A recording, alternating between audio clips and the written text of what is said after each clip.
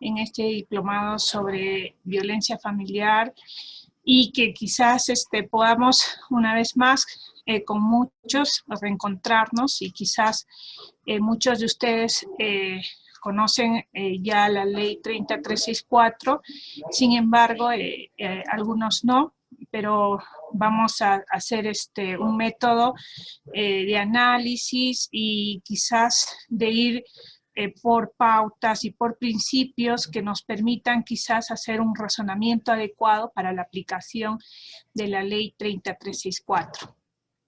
Bien, luego de un cordial saludo a todos los que se encuentran presentes en la sala, voy a compartir mi pantalla, por favor, y me avisan, por favor, si se ve.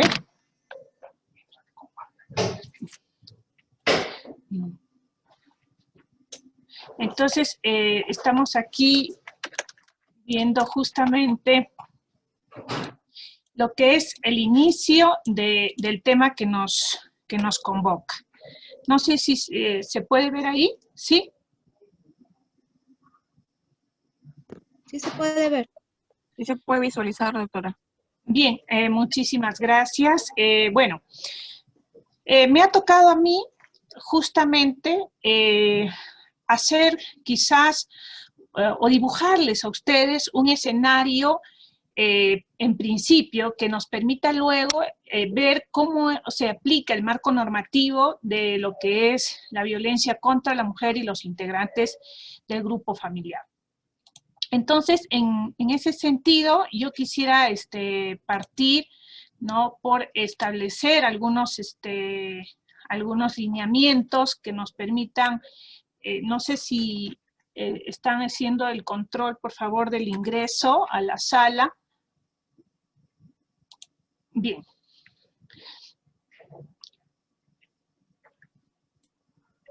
Antes de ver normas y antes de analizar un sistema de justicia especializado en la protección hacia la mujer y los integrantes del grupo familiar frente a la violencia, es necesario tener algunos conceptos básicos que nos permitan quizás dibujar el escenario para la correcta aplicación.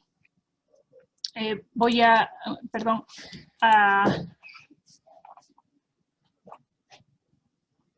indicar, por favor, al que está administrando la sala, pueda admitir a los que están ingresando para poder de una vez iniciar con el tema, por favor. Sí, continúe nomás, doctora, estamos Sí. al cargo. Muchas gracias. Lo que pasa es que cuando solicitan la admisión, aparece la ventana. Entonces, la admisión tiene que darse de manera automática para que no figure ninguna ventana en la pantalla. Gracias. Conforme, doctora. Bien, entonces, como les decía, era importante primero pautear algunos principios, algunos conceptos que nos permitan quizás razonar y entender la forma de aplicación de lo que es la violencia contra la mujer y los integrantes del grupo familiar en nuestro sistema.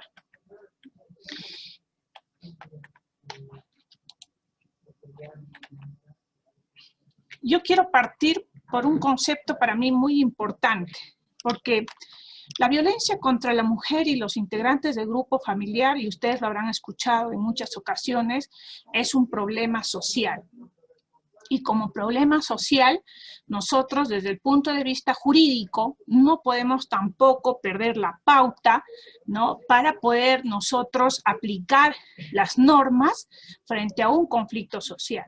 Entonces tenemos que a veces añadir ingredientes sociales, psicológicos, que permitan quizás un enfoque integral de lo que es la violencia contra la mujer y los integrantes del grupo familiar.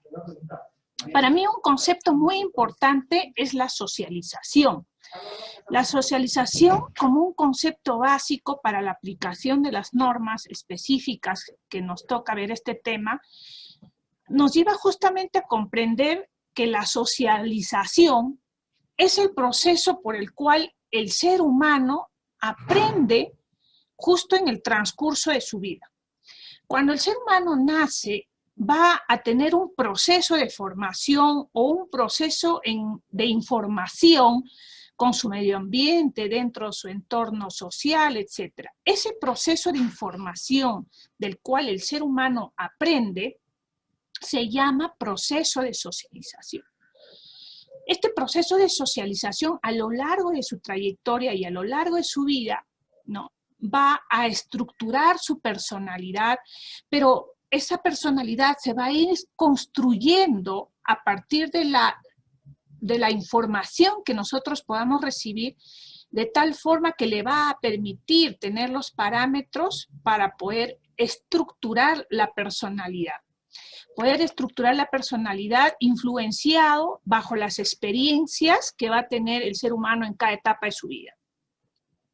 Pero en este proceso de socialización, nosotros vamos a tener agentes socializadores, agentes que van a contribuir a que ese proceso formativo, educativo, de aprendizaje se pueda dar. Entonces, los tres principales agentes sociales que nosotros tenemos y de los cuales el hombre va a ir tomando información, tomando experiencia, es justamente que su primer contacto, y que también son elementos culturales, su primer contacto es su entorno familiar. Entonces, un primer agente social viene a ser la familia. Luego está otro segundo agente social, que es, por ejemplo, la escuela, su entorno educativo. Y un tercer agente social es su entorno social. Podrá tener también otros entornos, pero estos agentes sociales, ¿no?, van a ir acompañando a lo largo de su trayectoria al ser humano, suministrando información, ¿no?, saberes, experiencias, códigos, conceptos, ¿no?, de los cuales vamos a ir tomando, ¿no?, para nosotros justamente ir estructurando. Entonces, estos agentes sociales son transmisores de conocimientos, transmisores de información. Y en este proceso de aprendizaje que existe, nosotros vamos a partir justamente de una diferencia. Y partimos del siguiente enunciado, que es que hay diferencia biológica entre hombre y mujer. A lo largo de la historia, tanto mujeres como varones hemos disfrutado de manera diferenciada nuestros derechos. Este disfrute diferenciado, esta diferenciación, mejor dicho, en el disfrute y en el goce de los derechos, ha hecho que justamente el ser humano busque respuestas frente a esta diferenciación. Como sabemos, hombres y mujeres somos diferentes porque biológicamente somos diferentes, porque endocrinalmente somos diferentes, genitalmente somos diferentes, nuestro sistema reproductor es diferente. Pero esa diferencia biológica no ha sido lo suficientemente capaz como para justificar y dar una respuesta razonable frente a esa diferencia en el goce de los derechos. ¿Y cuál es entonces la respuesta? La respuesta está justamente en esos patrones culturales, en ese proceso de socialización que nosotros hemos recibido. Porque cuando nace un hombre o nace una mujer, la sociedad, que es nuestro entorno, tiene expectativas.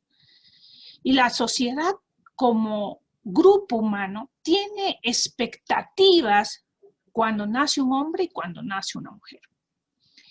Porque cuando nace un hombre, lo que hacen los agentes sociales es emitir mandatos, mandatos de cómo debe ser y qué es lo que esperamos que sea una mujer y qué es lo que esperamos que sea un varón. En el caso de la mujer, la expectativa que se tiene y la información que se recibe sobre los roles asociados al sexo que nos emiten estos agentes sociales será, por ejemplo, el rol reproductivo, su rol de la mujer en el espacio doméstico, en un trabajo no remunerado, y quizás el perfil de las habilidades de cuidado que ella pueda tener justamente para ejercer actividades de servicio y cuidado a otras personas. Entonces, tiene ¿no? un rol de subordinación. Pero, ¿cuál es la expectativa que nosotros tenemos como sociedad cuando nace un varón? La sociedad espera, ¿no? Y le emitimos esos mandatos, esa información como agentes sociales que emitimos al ser humano, es justamente que el varón tiene el rol reproductivo y que es a él a quien le corresponden los espacios públicos y el ejercicio, obviamente, el trabajo remunerado, sobre quien recae quizás poder y responsabilidad, y por ende autoridad y dominación. Entonces, estos mandatos y estos roles van estructurando y van ingresando, ¿no? en este proceso de socialización. Entonces, son mediadores de la socialización. Estos mediadores de socialización van construyendo una cultura patriarcal. La cultura patriarcal ha tenido como estrategia para sobreponerse y para mantenerse hegemónicamente a lo largo de la historia, ha tenido como estrategia el uso de la violencia. Y el uso de la violencia a lo largo de toda la historia se ha dado de diferentes enfoques. La violencia, ¿no? para predominar, para obtener, para sobreponerse, el ser humano ha utilizado violencia, ¿no? frente a otro grupo humano. Es decir, la violencia que el hombre ha utilizado frente a otro hombre. Y también para sobreponerse, ¿no? también ha utilizado la violencia frente a la mujer. Y la violencia que también el hombre ejerce a sí mismo, que es una violencia digamos, una violencia que es autodañina, que va directamente hacia el hombre. Que en este caso, por ejemplo, si queremos, por citar algo, sería el suicidio. Entonces, nosotros vamos viendo que hay algunos términos, como los que ustedes han escuchado, ¿no? que es el término de género, que es un término técnico de las ciencias sociales, pero que este término nos va a aludir justamente a características diferenciadas o roles diferenciados o estos mandatos diferenciados que atribuyen a una persona en función al sexo. Pero sí, dejemos constancia de que el tema de género no está haciendo una clasificación por sujetos ni por grupos de identidad, sino son características conductuales. Los roles socialmente construidos son comportamientos, actividades, atributos que quizás una sociedad considera que deben ser apropiados para el hombre o en su defecto deben ser apropiados para la mujer. Es decir, es lo que la sociedad tiene como perspectiva que un hombre debe realizar o que una mujer debe realizar. Esas perspectivas que la sociedad ha tenido ha hecho justamente que hayan desigualdades sociales entre hombres y mujeres. Pero estas desigualdades sociales se han construido a lo largo de la historia y esta construcción ha sido estructural, cultural. que ha ido pasando de generación en generación. Y esta información ha sido transmitida por generaciones a través de los agentes de socialización que han hecho justamente construir una cultura patriarcal, ¿no?, orientada a las desigualdades sociales en razón al sexo y a los roles que por dicha característica biológica se le puede atribuir a una persona. Esa perspectiva y esas expectativas que la sociedad tiene y que la sociedad emite, esos mandatos y esa información, ¿no?, como agentes sociales, hace que se generen estos estereotipos de género. Los estereotipos son ideas preconcebidas, es decir, es una idea que nosotros hemos recibido, ¿no?, en este proceso de aprendizaje y en este proceso de información. Estas ideas preconcebidas de lo que la sociedad considera que debe ser o de lo que la sociedad atribuye determinados roles deben de tener, hace que frente a un nuevo contexto social en el que obviamente han habido indicadores en el que se ve que la sociedad ha evolucionado, se ha desarrollado tanto cognitivamente, ¿no?, como tecnológicamente, técnicamente, hace que haya un choque entre los estereotipos de género y las nuevas realidades que forman parte ahora de nuestro contexto. Y estos estereotipos siempre van a estar presentes en un contexto de violencia. Y cuando nosotros encontremos estos estereotipos, estas situaciones estereotipadas, pues podremos advertir que se trata de una violencia, ¿no?, considerada como de género, que lo vamos a nosotros ir diferenciando en lo que viene a ser violencia contra la mujer.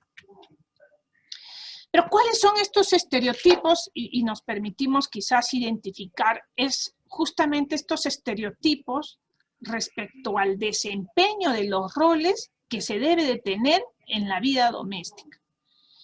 En la vida doméstica nosotros consideramos, por ejemplo, ¿no?, que la mujer debe estar a cargo del cuidado de los hijos, ¿no?, y que probablemente, ¿no?, las funciones protectoras o proveedoras puedan corresponder al varón, por ejemplo.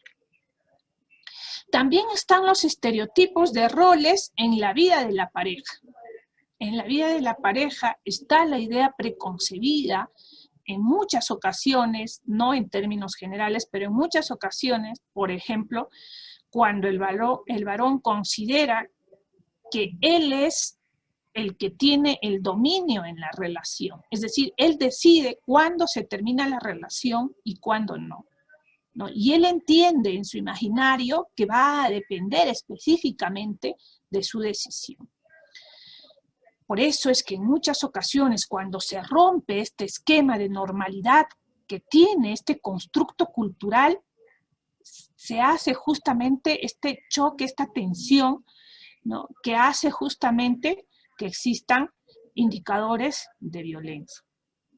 También está el desempeño de roles asociados a los manejos de conflictos. En muchas ocasiones, cuando el ser humano se enfrenta a situaciones de conflicto, ¿no?, se tiene también la idea preconcebida que es el varón el que debe asumir estas situaciones de conflicto, ¿no?, y que debe liderar y que debe guiar y a quien le recae la responsabilidad en el manejo de conflictos. También los roles asociados a manifestaciones socioafectivas, ¿no?, que se ven justamente orientadas también en función al sexo. Desempeño de roles asociados también a la preconcepción. Y en esto se está incidiendo mucho porque el tema de preconcepción es un tema que en realidad en relevancia corresponde a la mujer. Y el desempeño de roles también en las áreas académicas y profesionales, ¿por qué no decirlo? ¿No? Porque muchas veces los cargos de confianza o de responsabilidad recaen en los varones, ¿no? Porque se considera que quizás, aunque no se diga, pero que la mujer puede no tener habilidades o la suficiente habilidad, al igual que el varón, como para conducir. Y aquí otro concepto que nos permite también un poco ir ingresando al sistema de protección de violencia es la perspectiva de género. La perspectiva de género, dice, es una categoría analítica. Pero nosotros, ¿qué entendemos por la palabra categoría? La categoría está asociada al concepto, al término que se le atribuye o al significado que se le atribuye a determinado sujeto, objeto o a determinada situación. Es decir, categoría será un determinado concepto, características o significado que yo voy a atribuir. Y en este caso, si digo que es una categoría analítica que acoge a todas aquellas metodologías y mecanismos destinados al estudio de las construcciones culturales y sociales propias para los hombres y mujeres, que identifica quizás lo femenino y lo masculino. En realidad, la perspectiva de género es un método de análisis que nos va a permitir justamente poder identificar si en un caso determinado nosotros vamos a ver esa desigualdad de la cual nos hablan. Porque partimos por algo, no todas las relaciones hombre-mujer son desiguales, ¿no? Entonces, yo tengo que verificar si en una relación interpersonal existen esos patrones de desigualdad, esas situaciones que están privilegiando al hombre, ¿no?, a gozar de manera preferencial sus derechos. Porque, como les vuelvo a repetir, no todas las relaciones interpersonales, ¿no?, tienen situaciones de desigualdad. Entonces, este marco de conceptos nos permite un poco ingresar, y aquí sí vamos a trabajar en dos bloques. La primera, que es el marco normativo internacional, para luego pasar al marco normativo nacional. En el marco normativo a nivel internacional, como esta primera parte es una parte introductoria que nos permite recapitular para algunos conceptos, algunos términos, y para otros quizás también profundizar. A quien nosotros podríamos atribuir, ha construido el sistema de protección de violencia y bajo la influencia de este sistema se ha podido justamente nosotros estructurar dentro del sistema nacional un sistema de protección contra la violencia, es justamente del sistema internacional. El sistema internacional, dentro de sus funciones, justamente de estandarizar no solamente los derechos fundamentales, ¿no?, sino también tiene como mecanismo la garantía de esos derechos.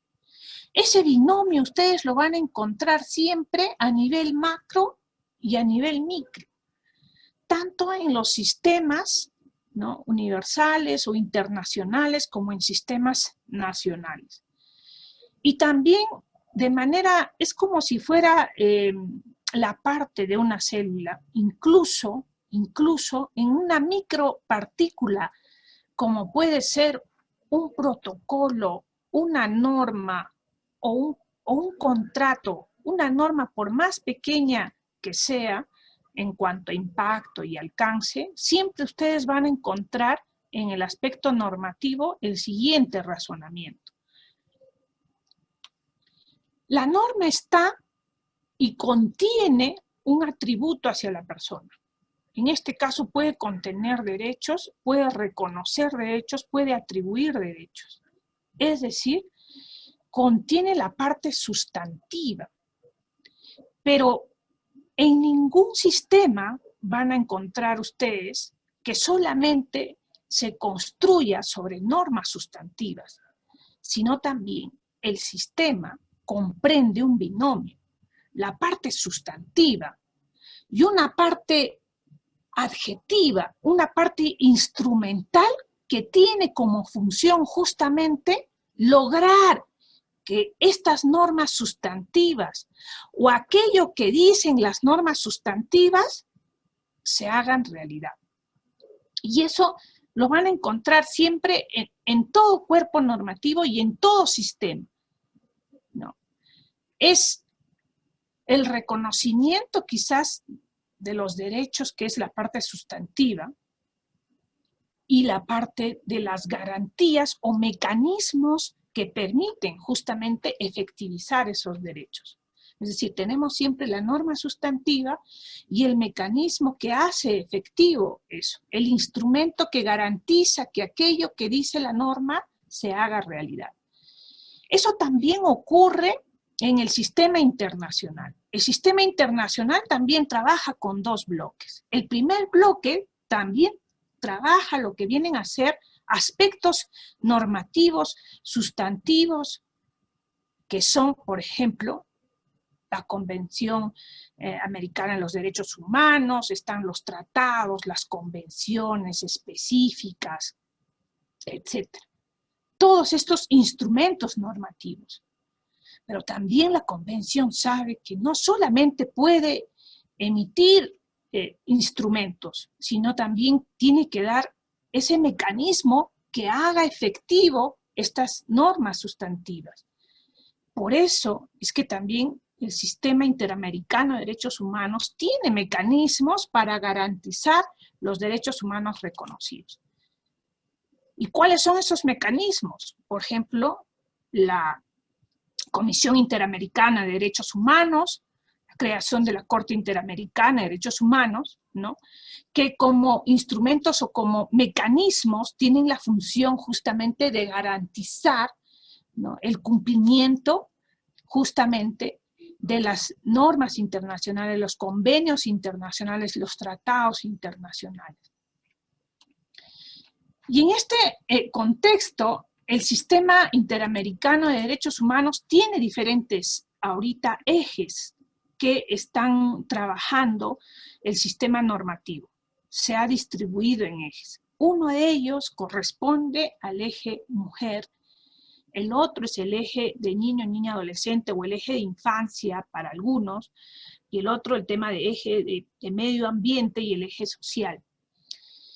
En el tema del eje mujer dentro del Sistema Interamericano de Derechos Humanos, nosotros tenemos un marco de protección interamericano específico para garantizar el derecho de las mujeres, que es justamente la Convención sobre la eliminación de todas formas de discriminación contra la mujer, que es la CEDAW, dada en 1979.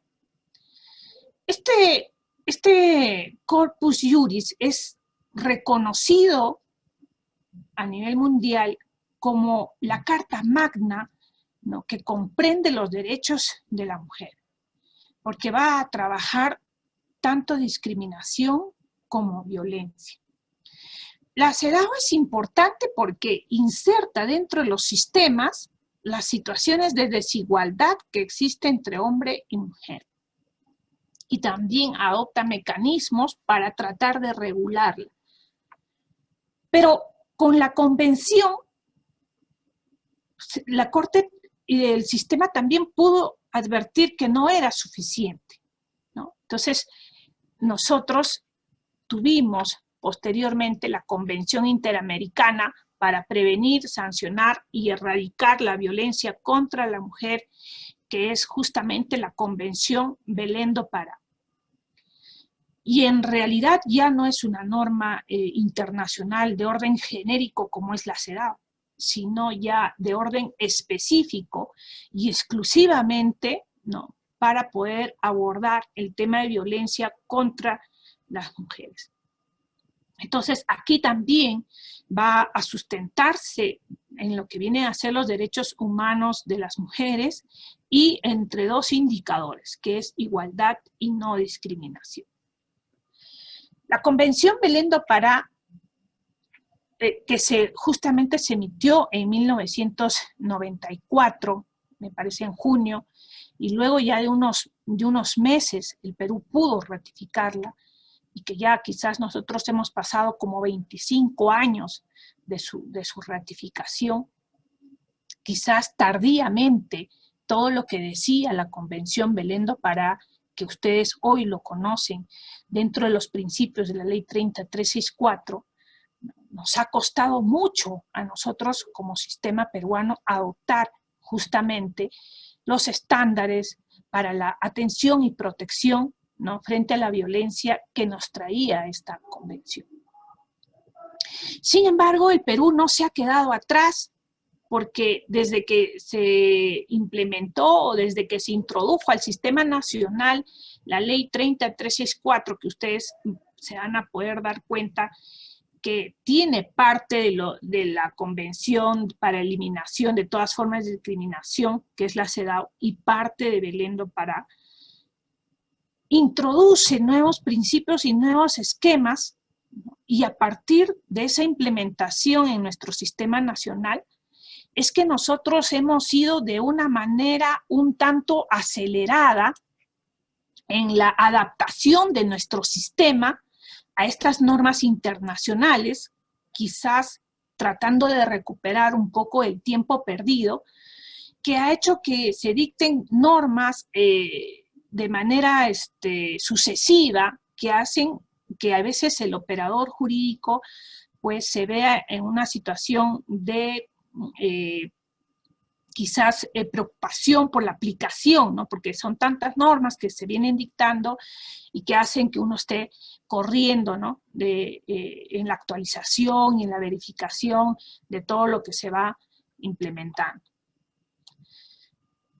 Concentrándonos en el tema de lo que en principio les decía forma la primera parte de esta exposición, que es violencia contra la mujer y su marco normativo, nosotros vamos a encontrar dos conceptos en lo que viene a ser violencia contra la mujer, que ustedes se van a dar cuenta es disímil tanto en la Convención Belén do Pará como en la CEDAW.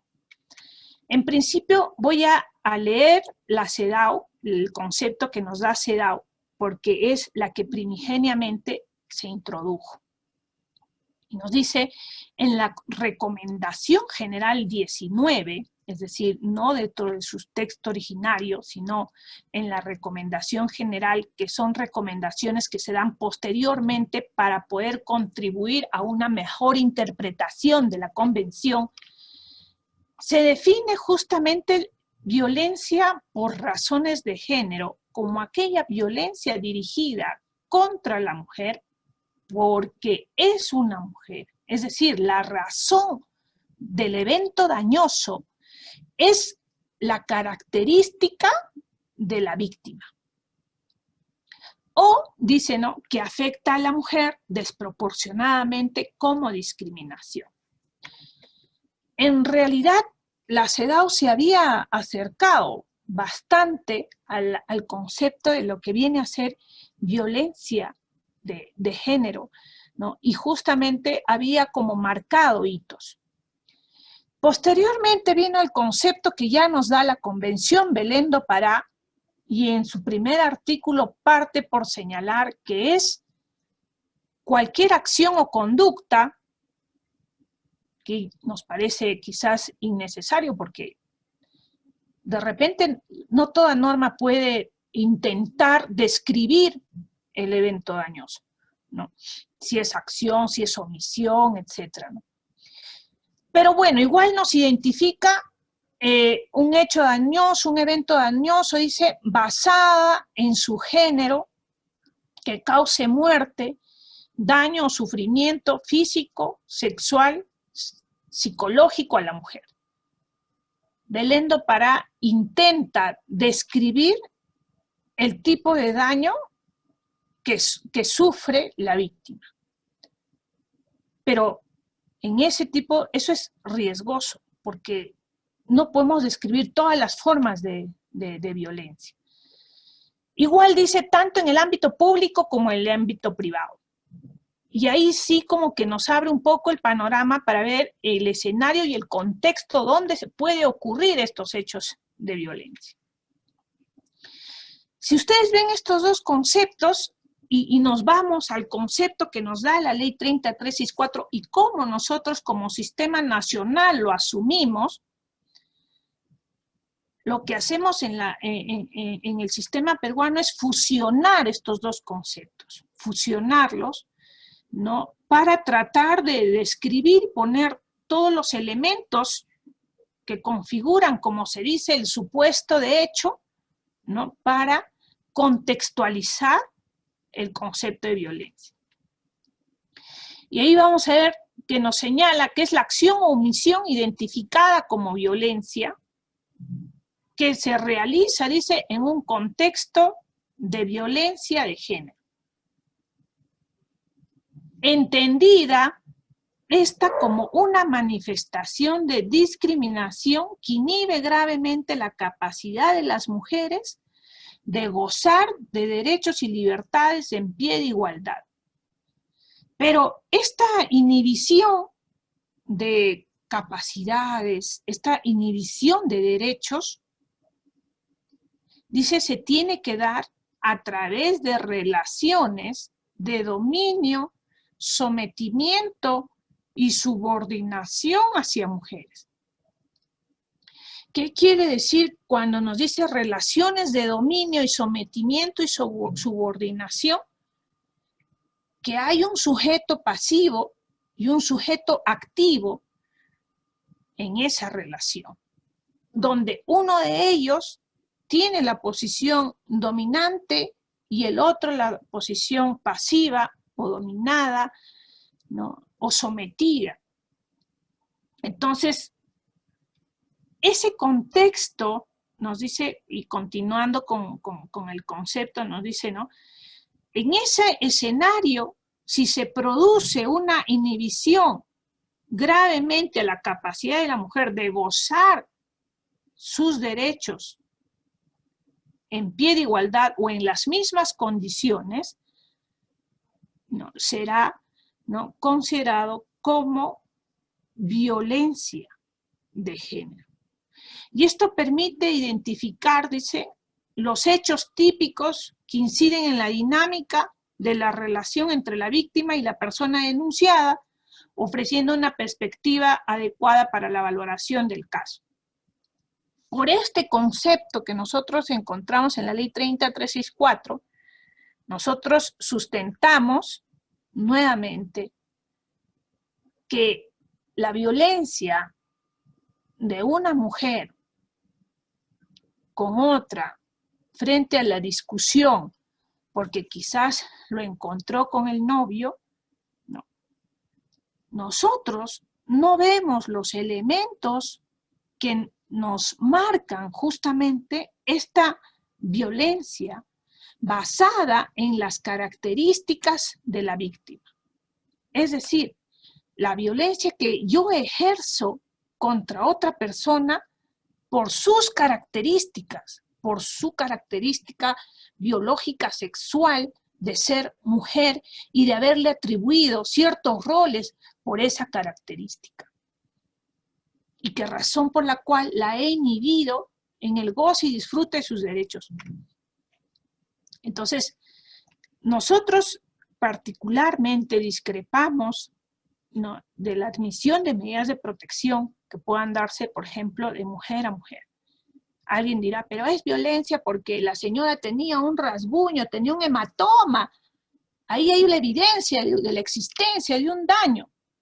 Sí, pero nosotros queremos partir que en un sistema de violencia nosotros tenemos un universo de violencias, un universo de tipos.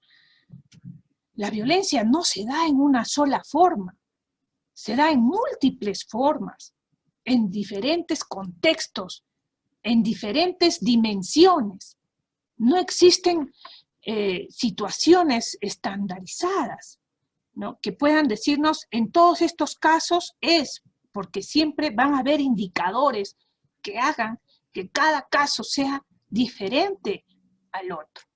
Entonces, el tema de contextos de violencia, sí, el tema de violencia es un tema bastante genérico. Aquí estamos hablando específicamente de lo que viene a ser violencia contra la mujer y los integrantes del grupo familiar. Porque hay otro tipo de violencia, la violencia que ejercen, por ejemplo, las bandas organizadas, haciendo uso de AKMs, es un tipo de violencia. Pero para eso el sistema tiene otro tipo de intervención. Entonces, en este caso, ¿no?, es importante nosotros identificar, ¿no?, los conceptos que el propio sistema nos viene dando.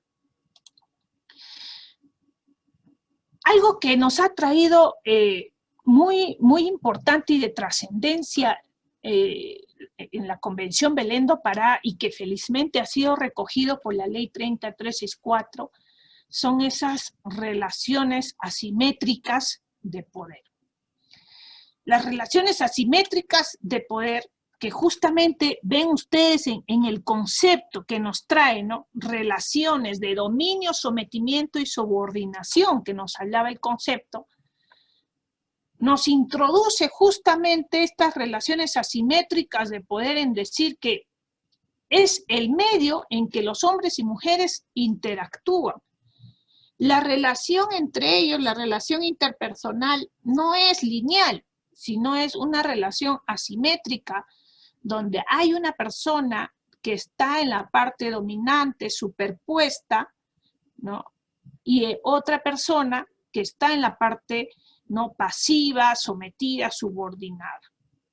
Por eso es asimétrica, porque esta persona intenta, bajo su imaginario y su constructo y ese proceso de socialización que ha recibido de los agentes sociales, ¿no?, que la persona esté siempre bajo el dominio. Por eso es que cuando nosotros a un feminicida le preguntamos en la declaración, le decimos, señor, ¿por qué usted mató a su esposa? ¿Por qué usted mató a la madre de sus hijos? Y en muchas ocasiones el feminicida nos dice, porque ella no quería retornar la relación conmigo, porque ella inició una relación, ¿no?, con otra persona. Y la gran pregunta es, ¿cómo reacciona el hombre frente a una situación y cómo reacciona frente a esa misma situación la mujer? Porque cuando a nosotros, en muchas ocasiones, cuando a las mujeres les dicen, oye, ¿sabes qué, María? Ya no te quiero, no te amo, mira que ¿sabes qué? Me he enamorado de mi secretaria, como es más joven, etc. Entonces el hombre siente que tiene el dominio de la relación. Me voy. ¿La mujer qué hace? Claro, la mujer llora, se tira en despecho, se va con sus amigas, vamos a la esquina, lo insultamos, etc. Pero el hombre en muchas ocasiones no tolera esa situación porque en su imaginario él tiene el control de la relación y él decide cuándo esa relación debe terminar, porque en muchas ocasiones cuando se ha tomado la declaración con los agresores, con los feminicidas, se le pregunta, señor, ¿por qué usted la mató o por qué usted atentó contra la vida? No, es que ella se fue con otro o es que yo le encontré un mensaje. Señor, pero yo le he visto a usted en muchas ocasiones, usted tiene acá sendos documentos donde usted decía que le da asco, que la mujer, usted está solo por sus hijos. De pronto, cuando usted le ve con otra persona, le nace, le regresa todo el amor. No, quizás nunca la amó, sino lo que él no tolera es justamente que la relación no haya terminado él o no haya sido él quien haya puesto el final a la relación. Entonces, por eso en muchas ocasiones, en violencia contra la mujer, ustedes van a escuchar es que no quiso regresar, ¿no? Entonces, el varón muchas veces no tolera la pérdida de la relación, ¿no? Entonces se resiste.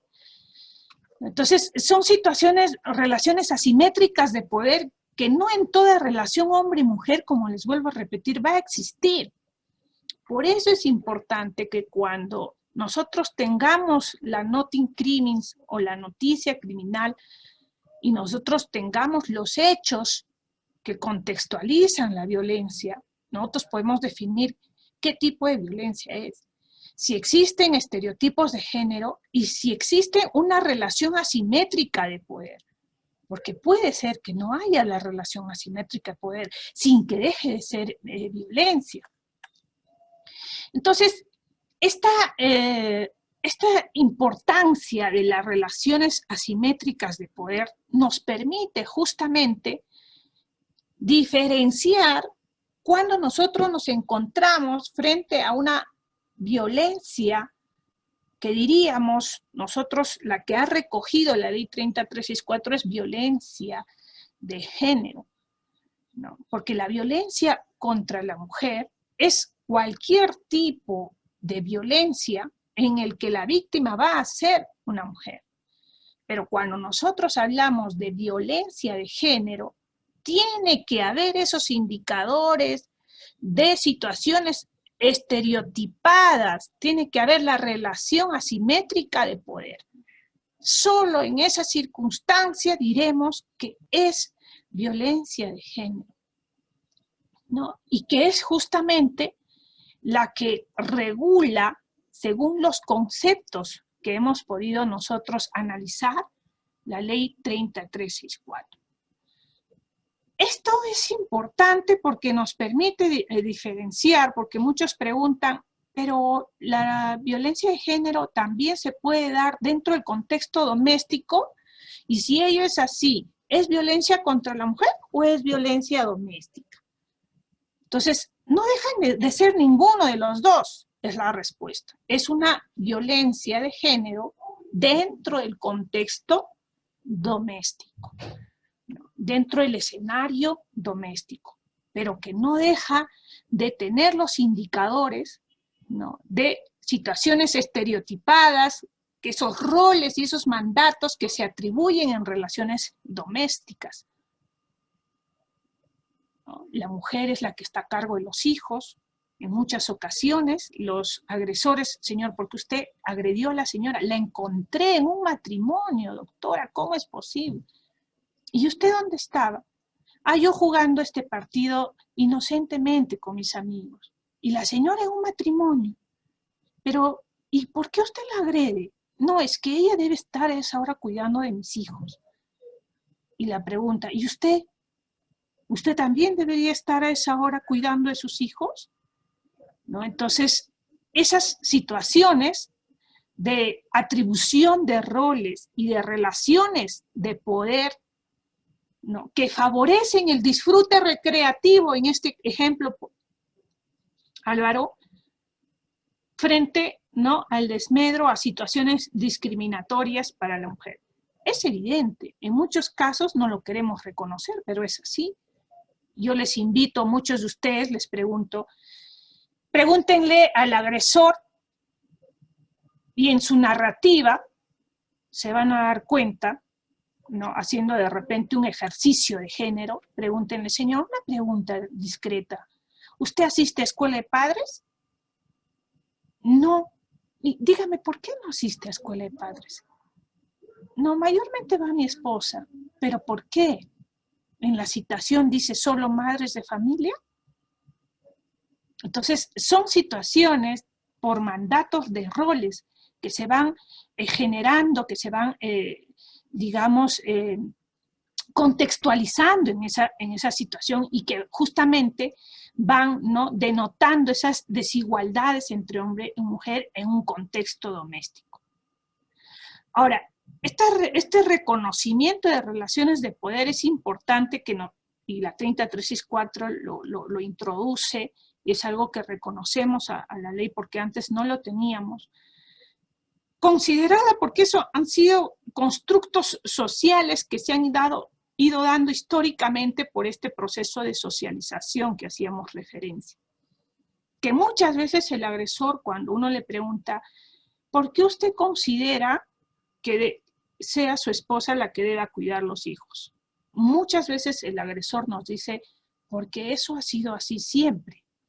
Sí, eso ha sido siempre, pero dígame por qué. Porque siempre ha sido así, eso es así. O sea, no tiene una respuesta. Solo sabe que es así porque así se le ha imprimido la idea, así ha recibido esa información y por eso tiene impresa esa información en su imaginario. Entonces, algo que ya para poder ingresar a violencia contra los miembros del grupo familiar, es importante hacer un paréntesis a manera quizás de hacer una pausa, es justamente lo que significa la violencia. Si nosotros destapamos, ¿no?, ¿qué hay debajo de la violencia, de esos hechos de violencia, de esa narración de hechos de violencia que nos traen a nosotros como operadores jurídicos? ¿Qué hay detrás? Y es importante ver lo que hay debajo de la violencia, que en realidad encierran conflictos interpersonales que se han producido, sea en la relación hombre a mujer o sea en las relaciones intrafamiliares. Pero debajo de esta violencia, ¿cómo se mueve el conflicto? Y es importante analizarlo como hombres de leyes porque queremos ver, es como cuando ustedes tienen una planta y la ven de fuera, pero es importante ver las raíces, cómo están moviéndose debajo, que nos permita justamente tener un enfoque, ¿no?, en el caso concreto. ¿Cómo se mueven los conflictos? Haciendo un pequeño paréntesis que nos permita quizás razonar. Los conflictos se mueven de manera dinámica, ¿no?, de manera dinámica, y que hace justamente que dos sujetos se contrapongan por diversas situaciones. Pueden contraponerse porque tienen las mismas necesidades y pretenden lo mismo, o pueden tener diferentes necesidades, ¿no?, y no van hacia un solo objetivo. Entonces, hay un choque de necesidades. Yo necesito más tiempo de recreación, puede decir uno, y yo necesito más tiempo también para poder trabajar. Mis necesidades no coinciden con tus necesidades. Entonces, ahí hay un choque de tensiones. Luego están las posiciones y los objetivos. Todos los sujetos en lo que son relaciones jurídicas, porque la familia también es una relación jurídica, todos los sujetos de las relaciones van a tener sus posiciones. Pero no todos los sujetos están en la misma posición.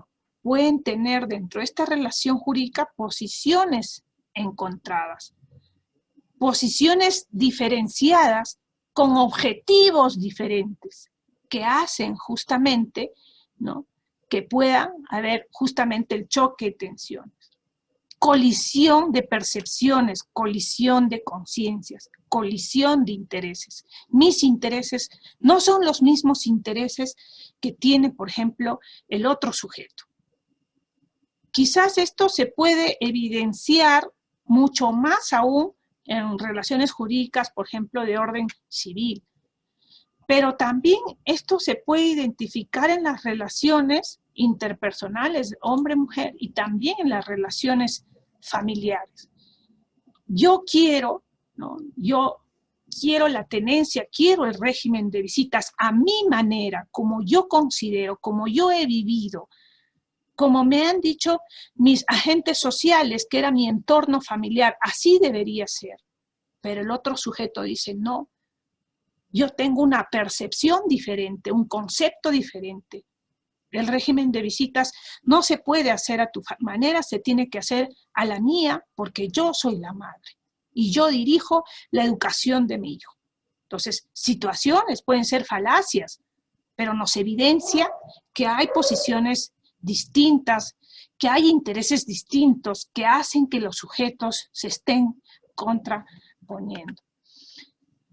En el marco normativo internacional, nosotros tenemos todo este sistema normativo que se ha reflejado en la Ley 30364.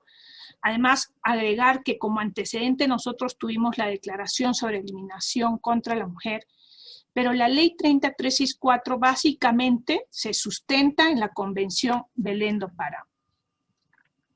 Sin embargo, quisiéramos comentar un poco los estándares del sistema internacional que se han marcado en violencia contra mujeres y que también se han trasladado al sistema nacional, que justamente es implementar o erradicar o evidenciar o darle un tratamiento justamente con este enfoque de situaciones estereotipadas o patrones estereotipados de comportamiento que permitan justamente evidenciar y ver la identificación de los casos. La obligación inmediata que deben tener los estados de actuar con la debida diligencia. La debida diligencia para prevenir, investigar y sancionar, celeridad y dilación con todos los actos de violencia. Una de las sentencias a nivel internacional que nos dejó como legado la debida diligencia es justamente el caso María da Peña versus Brasil. Otro estándar que es la obligación para garantizar la disponibilidad de mecanismos judiciales efectivos y adecuados, ¿no? Como es el principio también de oportunidad, para poder, digamos, hacer una intervención oportuna con un mecanismo accesible para las víctimas. Y también, como último estándar, de que las mujeres, por factores combinados con su sexo, su edad, su raza, su etnia, se debería dar un enfoque integral. Y ese enfoque integral lo van a encontrar ustedes dentro de lo que viene a ser la Ley 30364 como un nuevo enfoque de intervención hacia la violencia. O el enfoque también interseccional. Y en el enfoque interseccional ustedes van a ver que en muchas ocasiones la víctima puede estar en diferentes contextos, en diferentes situaciones, ¿no? Que van a ir marcando sus propias características. Algo muy importante es la construcción de este sistema de protección. Esta construcción de este sistema de protección que nosotros recibimos justamente del sistema internacional, que lo recibimos bien sea a través de normas contenidas en los convenios o también a través de la jurisprudencia que emite la Corte Interamericana de Derechos Humanos o los pronunciamientos que se hacen a través de la Comisión. En lo que es sistema de protección, una sentencia que es muy importante y que nos permite recapitular todo lo que es violencia específicamente contra los miembros del grupo familiar en situaciones, en relaciones domésticas, es justamente la sentencia en el caso de Jessica Lenahan versus Estados Unidos.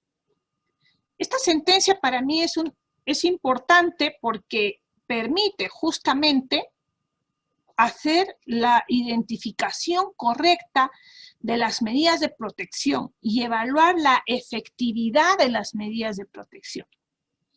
A partir de esta sentencia se habla de un sistema de protección especializado para la atención de casos de violencia.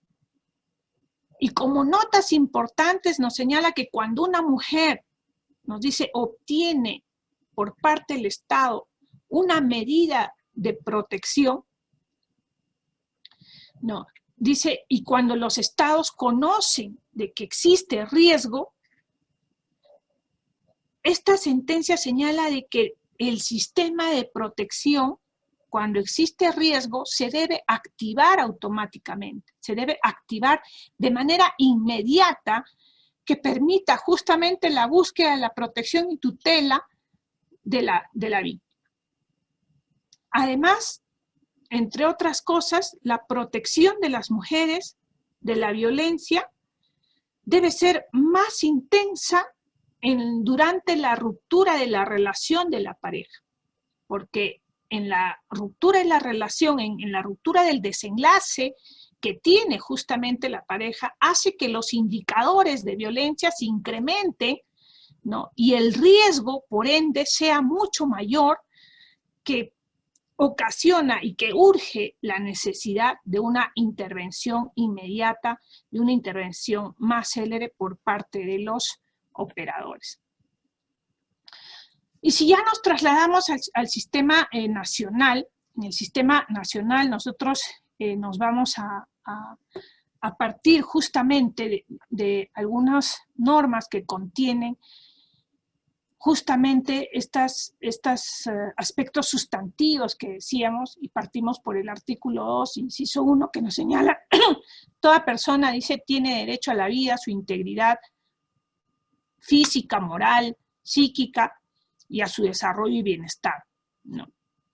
Como decía, justo pesquisas y en el preámbulo de la Declaración de los Derechos del Hombre y del Ciudadano que se dio, incluso con la Revolución Francesa por 1789, decía, en el artículo 1 decía, toda persona tiene la libertad de poder hacer todo aquello que no esté prohibido, coma, decía, siempre y cuando no perjudique a los demás, siempre y cuando no se genere daño a otra persona. Y ahí venía el razonamiento, ¿no?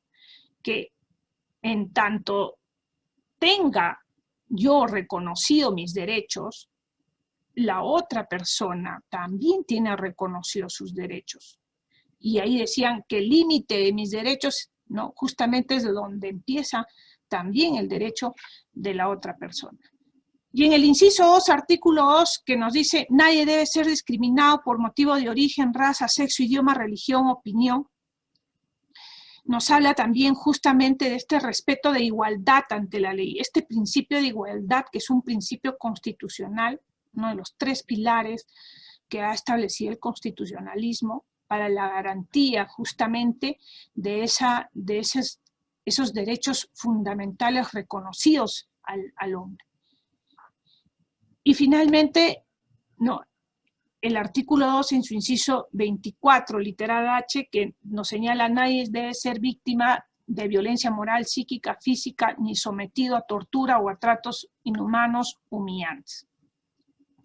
Y para ser más específicos en lo que viene a ser la violencia contra la mujer, en el marco normativo nacional hemos tenido muchos avances que nos categorizan dentro de los 10 países con leyes de segunda generación que nos permiten un tratamiento especializado en violencia contra la mujer, que es justamente la ley 30.068, que es justamente la que incorpora el delito de feminicidio en el Código Penal, la trata de personas, ¿no?, que trabaja la ley 28.950, y también la 28.950 respecto a tráfico ilícito de migrantes, el hostigamiento sexual, en su artículo 63, nos habla la ley 27.942, que es justamente la ley de prevención y sanción del hostigamiento sexual, ¿no?, y sus diversas modificatorias,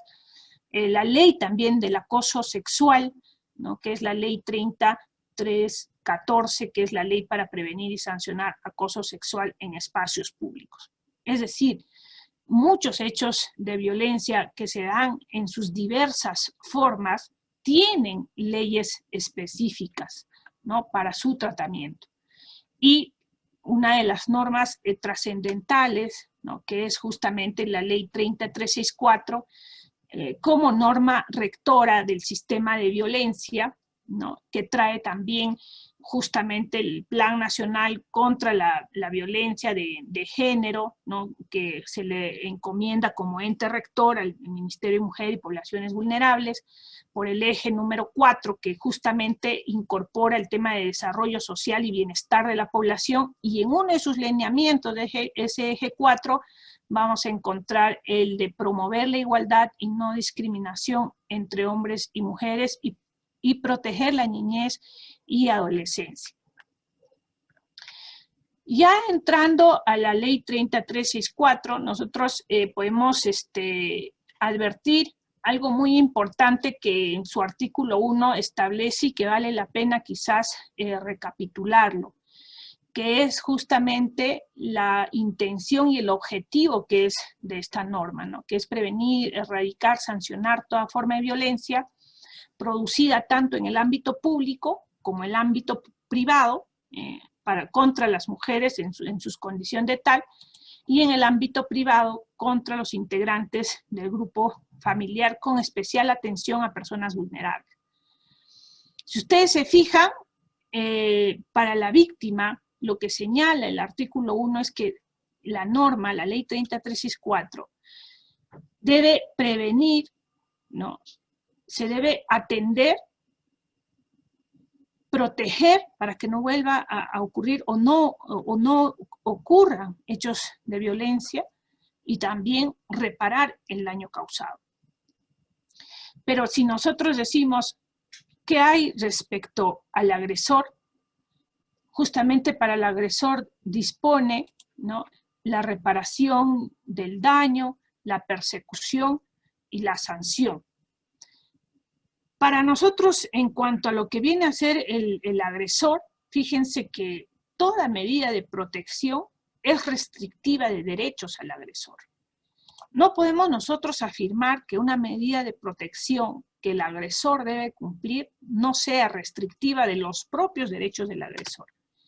Si yo le dispongo una medida de prohibición de acercamiento a la víctima, estoy restringiendo su libertad de tránsito, ¿no? Su libertad de hacer, su libertad de poder hasta decidir, ¿no? Entonces, hay una restricción de la libertad. Toda medida de protección es restrictiva. ¿Y por qué es restrictiva? Porque es coercitiva, tiene una naturaleza coercitiva. Entonces, como toda medida de protección coercitiva, su función es persecutoria.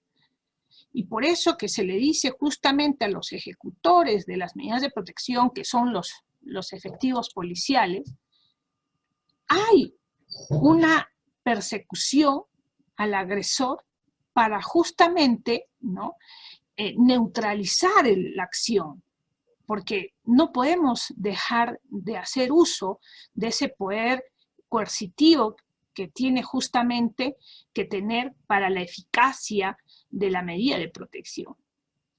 Esto en el ámbito tutelar.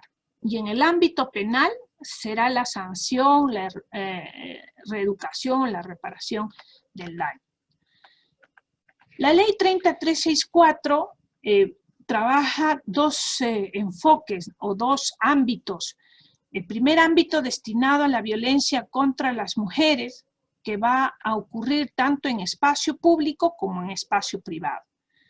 Aquí, digamos, es más amplia su aplicación, porque no solamente nos concentramos en el espacio privado, relación pareja o relaciones familiares, sino también en espacios públicos como es calle, comunidad, trabajo, estudios, etc.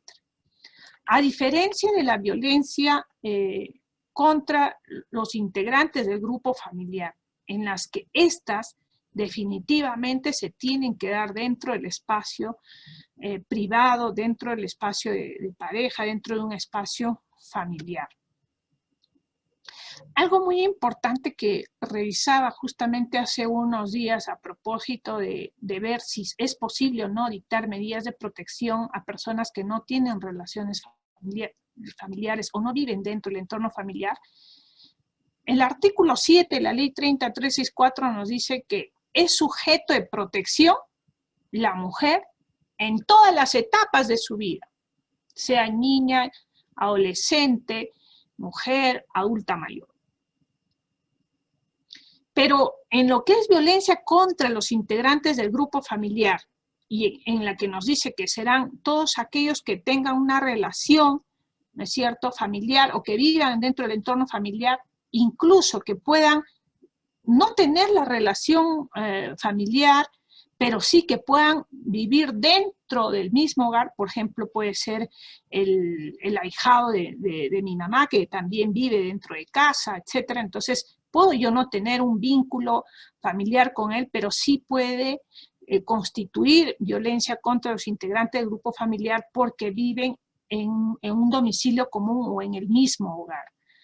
Entonces, se está refiriendo la ley 3364 a un espacio privado de entorno familiar y entiende y recoge el concepto amplio de familia que la Convención Americana de Derechos Humanos señala. Entonces, esa norma un poco nos ha traído un poco de dificultades, porque cuando ocurren abusos sexuales a niños o varones en las que el agresor no tiene el vínculo familiar o no se encuentra dentro del familiar o no tiene o no vive dentro del hogar o dentro del entorno familiar, en muchas ocasiones hace que se pueda percibir que quizás no sea sujeto de protección por la ley 3364, ¿no? Que eso justamente lo vamos a ver con mayor amplitud en lo que viene a ser violencia contra niños, niñas, adolescentes, para poder dar el fundamento específico y el sustento específico para poder ver el tratamiento de ese tipo de medidas de protección. Por otro lado, el artículo 2 nos señala algo muy importante que tiene la ley 3364, que es que todas las autoridades, incluyendo las que pertenecen a jurisdicción especial, las responsables sectoriales contemplados en la ley, independientemente de su ámbito funcional, identidad étnica, cultural, etcétera, responden a esta ley. ¿Por qué? Porque justamente en el caso de Jessica Lenaham se consolidó justamente que la violencia no es un asunto privado, es un asunto de interés público. Por eso es que justamente la víctima no tiene esas facultades de desistimiento, por ejemplo, de la denuncia, porque no depende, no está dentro del ámbito de lo privado, sino dentro del ámbito público, porque es un tema de seguridad, es un tema de contexto social que pasa ya a ser de orden público, y así lo establece el artículo 2. Pero también el artículo 2 y lo que trae la ley 3364 es dos formas de trabajar el tema de violencia. Uno a nivel micro, estableciendo normas específicas para intervenir en casos específicos, y otra norma, otro conjunto de normas, que van a tener una intervención a nivel macro para la intervención del conflicto de violencia como conflicto social, como problema social a nivel macro dentro del contexto social. Porque por la ley 3364 es una ley genuina, porque todas las leyes trabajan sus mecanismos de intervención a nivel del conflicto individual, pero no a nivel de conflicto social o de problema social. Lo que sí hace la ley 3364, porque la ley 3364 estructura un sistema de protección para que los operadores, las y los operadores puedan trabajar. Y es la conformación de la instancia regional, provincial y distritales, y un sistema de articulación que debe existir para justamente hacer una red y hacer un sistema de protección de violencia. Y que también hace que todas las instituciones estén llamadas a responder.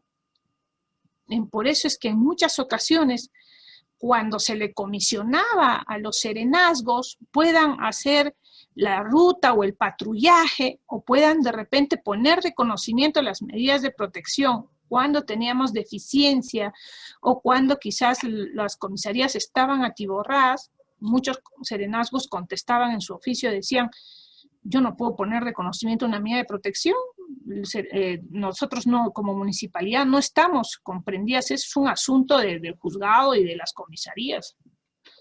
Entonces, ¿por qué? Porque había un desconocimiento de lo que implica justamente la ley 30364, que involucra a todas las instituciones a dar respuesta y a ser parte del problema. Algunos principios rectores, entre los cuales nos trae la ley 30364, que es principio de igualdad, no discriminación, el principio del interés superior del niño, que muchos conocen. Yo he resaltado con un color diferente el principio de debida diligencia, porque en lo personal me parece el principio de mayor relevancia y de mayor importancia, sin que deje quizás de ser desatendido los otros principios, pero es un principio clave, por así decirlo, de lo que viene a ser el sistema de protección de violencia. El principio de intervención inmediata y oportuna, que es diferente al de debida diligencia, el principio de sencillez, oralidad, razonabilidad y proporcionalidad. ¿Por qué importancia el principio de debida diligencia? Que justamente muchos piensan que la debida diligencia obviamente fue introducida por el caso de María de Peña versus Brasil, pero donde tiene también un esplendor y recoge una manera mucho más detallada y analizada y puede evidenciarse también es en el caso Campo Algodonero versus México. Esta sentencia de Campo Algodonero versus México no solamente introdujo y marcó una pauta dentro del sistema de protección de violencia, porque esta sentencia trajo o introdujo este tema de situaciones estereotipadas en las relaciones. Estos estereotipos de género que pueden existir, ¿no?, dentro de los contextos sociales. Lo que trajo también Campo Algodonero y que pocos comentan es justamente la evidencia de la falta de debida diligencia, porque en ese caso de asesinato a 3 adolescentes, no se llevó con la debida diligencia porque los operadores no recogieron las evidencias para poder acreditar justamente los hechos o el evento dañoso. Hubo deficiencia no solamente en la actividad probatoria, sino en la intervención de cada operador para el acopio de las pruebas y por ende para una sanción efectiva a los agresores. Entonces, nosotros consideramos que el principio de debida diligencia es ese deber diligente, el deber actuar. ¿Cómo debería ser la respuesta efectiva frente a un caso específico de violencia? Para nosotros, eso será el principio de debida diligencia. ¿Cuán efectiva es la medida de protección para lograr el objetivo que señalamos en el artículo 1, que es justamente lograr que la víctima pueda gozar de manera efectiva sus derechos libre de violencia, como lo señala la ley? Y en este caso, también para lograr esa efectividad, es importante partir desde la identificación de la víctima. Y la identificación de la víctima va a ir acompañada de la identificación de los hechos de violencia. Los hechos de violencia que normalmente no están estructurados en un orden, como es el hecho de inicio, el nudo y el desenlace, sino a veces viene, ¿no?, desordenado en ese orden de hechos, pero que es justamente responsabilidad de los operadores darle la estructura a esos hechos de violencia, esa not in crime, que haga justamente que nosotros podamos evaluar ciertas características en la víctima. La víctima va a tener una condición específica, y aquí nos va a ayudar el enfoque de interseccionalidad, porque la víctima va a estar en situaciones diferenciadas, en contextos diferenciados, en dimensiones diferenciadas. Puede ser una víctima que por su edad sea vulnerable, porque es menor de edad, que por su condición o su situación o por su condición, quizás por su género, haya sido quizás agredida, y si a ello le sumamos de repente alguna limitación mental o algunas circunstancias sociales o económicas por factores de pobreza, que van a ir sumando en la condición de la víctima.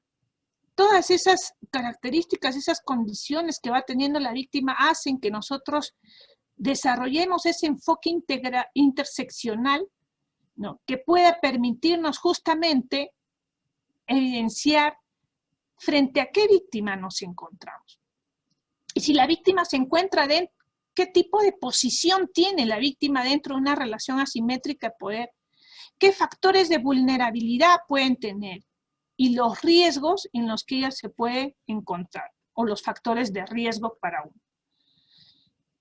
Algunos aspectos que nos trae la ley 30364 en el artículo 4.1 y que nos ha parecido muy importante a los que hemos transitado de la ley anterior, que era la 26660, es justamente que la víctima no recae en esa relación, y ahí tenemos problemas con el sistema penal, porque para un sistema de protección de violencia, la víctima no será solo aquella que ha recibido la lesión o aquella que evidencia la lesión física, psicológica o económica o sexual, sino la víctima también comprende su entorno, el entorno inmediato o las personas que están a cargo de la víctima.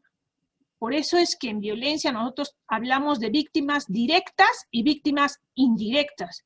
Víctimas directas, aquellas que han sido afectadas de manera directa con el daño, con el evento dañoso, o víctimas indirectas, como pueden ser, por ejemplo, los hijos, dentro de un contexto de violencia doméstica, que también se van a ser afectados, ¿no?, de manera indirecta por estos hechos de violencia. Temas también muy importantes resaltar la reserva de la identidad de los datos de la información. Por ejemplo, muchas veces en redes sociales se ven, ¿no?, que muchas personas exponen sus relaciones o los hechos de violencia.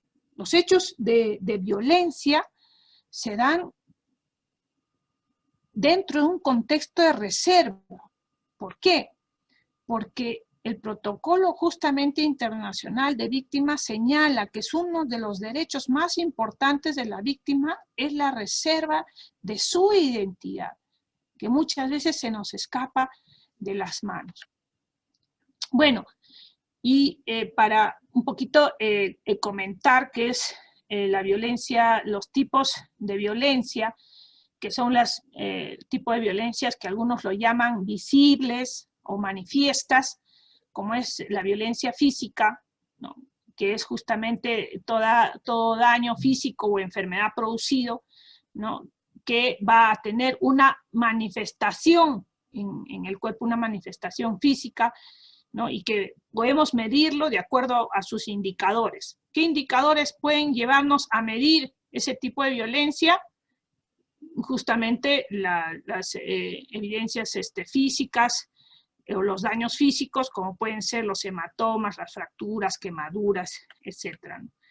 Y el tipo de violencia psicológica, que en muchos casos no es visible, ¿no?, y que tiene justamente también su forma de manifestarse, que son amenazas, vejaciones, exigencia de obediencia, coacción verbal, insultos, aislamientos, privación de libertad, descalificación, ridiculización, destrucción de los objetos personales o de los objetos que uno tiene apego o cariño, la manipulación afectiva, amenazas de divorcio, las amenazas de la manipulación que se tiene con los hijos, etc.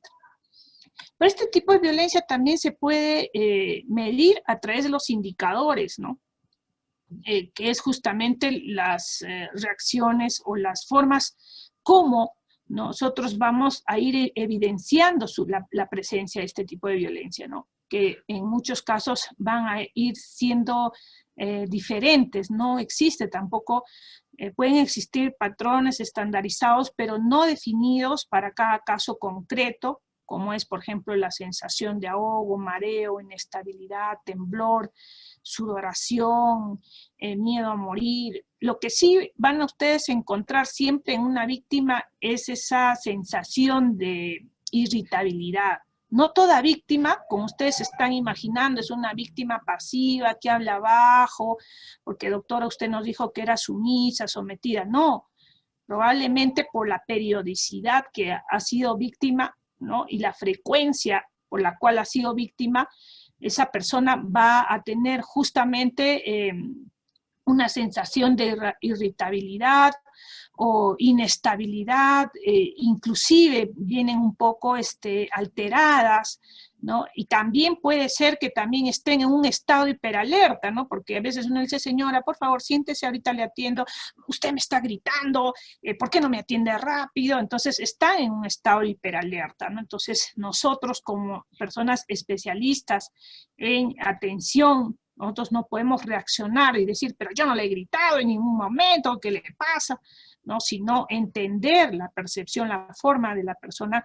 No necesariamente podemos prejuzgar y decir, no, ella no tiene cara de víctima porque entró así, sin saludar, estaba alterada, ¿no? Entonces, ¿por qué? Porque nosotros no somos especialistas para poder nosotros definir si es víctima o no es víctima, ¿no?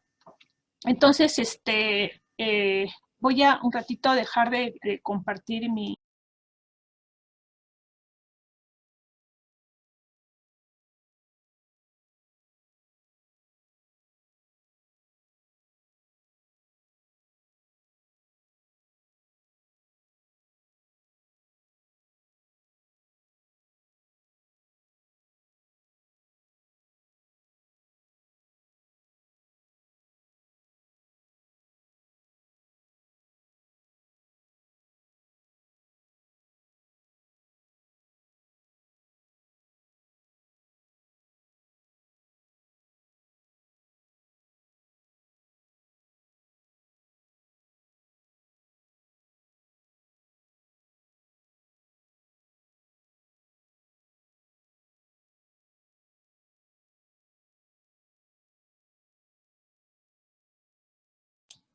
Bien, ahora sí, voy a superar.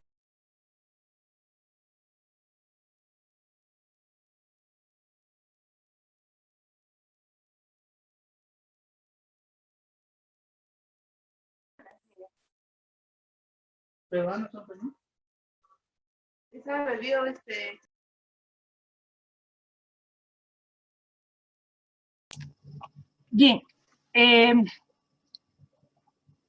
voy a volver a compartir mi pantalla, por favor. Un pequeño problema técnico de desconexión. Bueno, y nos encontramos en lo que es violencia psicológica, ¿no? La violencia psicológica entendida en sus diferentes indicadores, y para pasar finalmente a la violencia sexual, que la ley 30364 nos habla de violencia sexual y hace que justamente nosotros podamos entender diferentes formas de manifestación de la violencia sexual, no solamente la agresión, el abuso, la realización de prácticas sexuales en diferentes modalidades. Y la violencia económica, que ha sido ampliada ya en el artículo 4.7, ¿no? Para ver el tema de prohibición, limitar, sustraer los ingresos, condicionar el cumplimiento de las obligaciones de alimentos, dañar, sustraer.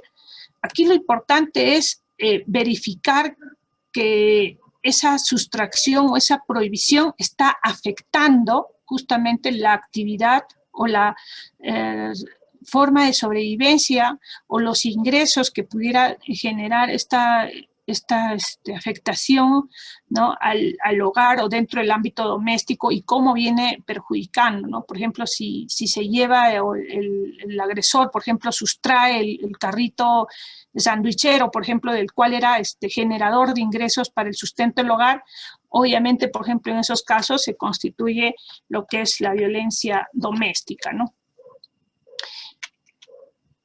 Y finalmente, la ficha de valoración. La ficha de valoración de riesgo que nos permite medir los indicadores del daño y los daños que pueden sufrir las personas víctimas de violencia.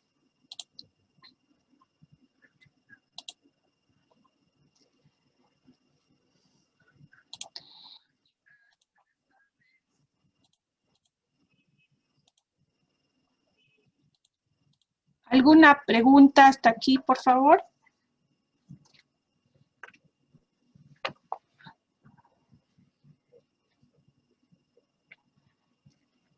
¿Alguien que desea hacer alguna pregunta respecto a los temas tratados?